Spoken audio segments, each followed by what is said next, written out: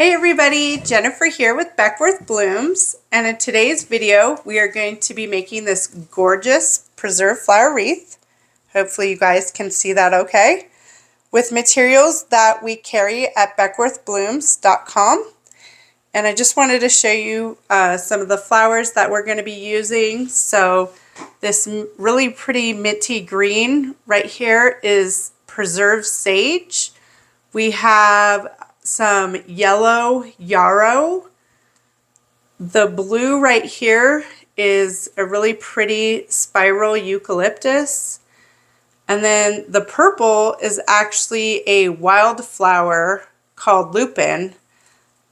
So that's also really pretty too. And then we have some other flowers in there as well. And I'll be linking everything in the description below. So with Mother's Day coming up, I really wanted to make a wreath for my mom, and I just thought that she would love the bright and cheerful colors of this wreath. And so everything has been preserved, and so preserved flowers are real flowers that have been put in a special solution to extend their life. And so not only will they last a very long time, but my mom will also be able to enjoy this wreath for years to come. So unlike a dried flower wreath, which is very fragile, and if you bump into it, you'll have flowers shedding all over the floor, preserved flowers are still really soft and sturdy, so you don't have to worry about them making a mess. So if you're excited to get started, please hit the thumbs up button down below to subscribe to my channel. And again, I will be linking all the materials in the description below. So let's get started. For your materials, you're going to need a 12-inch grapevine wreath base, some paddle wire and floral snips, and then your preserved flowers, of course.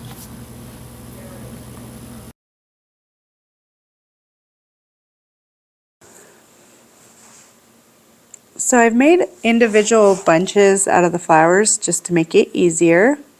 And the first step is to take your wire and you're going to tie a knot on the side of the base, and you just want to make sure that it's really tight. So I did a double knot.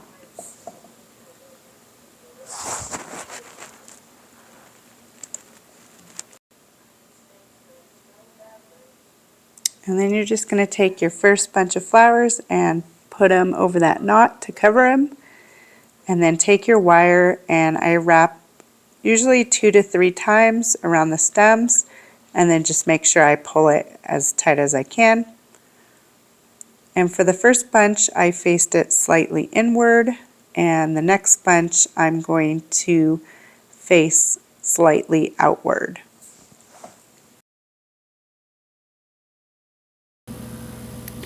And I'll just alternate colors, putting in purples and yellows and just mixing them in and alternating until I have the whole wreath base covered.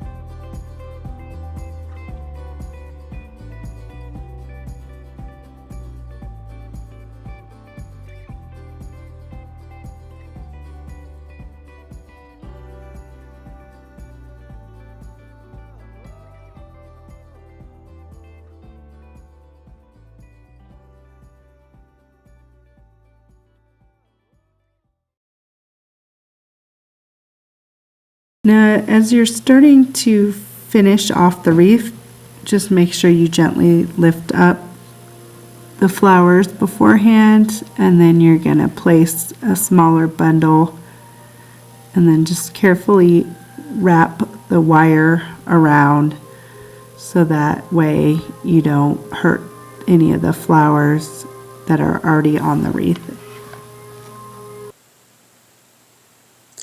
Now that we've gotten to the end of the wreath, you're just going to pull the wire until you have a long piece and cut it. And then you're going to wrap the wire around the wreath a couple times. Just kind of be careful not to damage any of the flowers. And you're going to loop it back through to kind of tie a couple knots and finish the wreath off.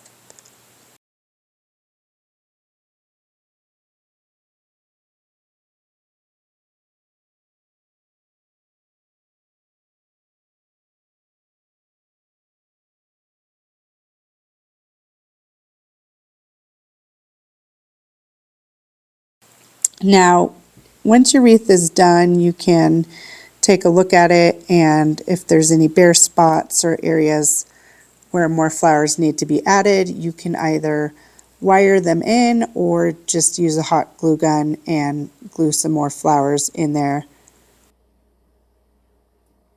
So what do you guys think? You think my mama's gonna like her wreath?